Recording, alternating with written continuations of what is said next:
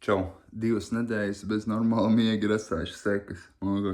Riņķi zem acīm reāli. Tā kā reāli traki tas, ka zem šīs vēl lielāks riņķis, melns zem acis nekā zem šīs. Izskatās, ka esmu dabūjis pa galvu. Jā, laikam dēļ vitamīns vairāk jādzer vēl visādas lietas, bet pirmā pilnā nedēļa uzņēmumā ir galā. Ja godīgi ļoti daudz, kas tika izdarīts dienas vai stundas pa maz, pa naktīm bija sanāca pastrādāt. Un tādā garā tīri piri. Bet kopumā ļoti labi, jo neviena diena nebija izniekota. Neviena diena nebija atsēdēta. Katru dienu kaut kas tika izdarīts, lai kaut ko vairāk sasniegtu un virzītos tālāk. Vairāk maksājumu no klientiem ir ienākuši, kas ir ļoti labi, jo es biju īsumā gatavs tam, ka janvāris būs vispār pa nulēm.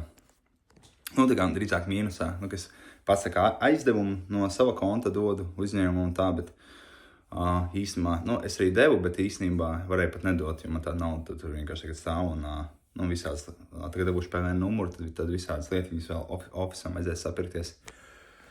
Bet jā, ar potenciālajiem klientiem bija vairākas tikšanās, ar esošiem klientiem vairākas tikšanās, 2 filmēšanas šonedēļ bija.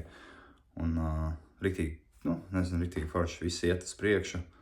Tagad tas, kas ir mīnus tam visam, tam augšanai, māja ir vienkārši tādā bardakā. Un šodien pa lielam sanāk māju kārtot. Sanāk ir 1, 2, 3, 4, 5 istabas, vannas istaba, koridorus, priekšnams vēl jākārto un tā. Forši tas, ka kaimiņu puika pats uzrakstīja, paprasīja, vai sniegu nevajag notīrīt. Tagad ir nenormāls sasnicis, un tad viņš atnāk notīri sniegu, un es viņam samaksāju, un es varu pats paralēli darīt. Tā kā tās ir feedbacks, centīšos aktīvāk likt iekšā par lietām, kuras esmu izdarījis, lai būtu vairāk skaidrs, kā tas viss notiek, bet kopumā tagad darbs bija par reklāmas kontiem ar esošiem klientiem, jauniem klientiem, stratēģijas pāris vajadzēja izstrādāt un par mājaslapā uzlabojumiem, vizītkartēm, sakārtot, atrast labu drukātāju un tā un bla bla bla. Tā kā tā.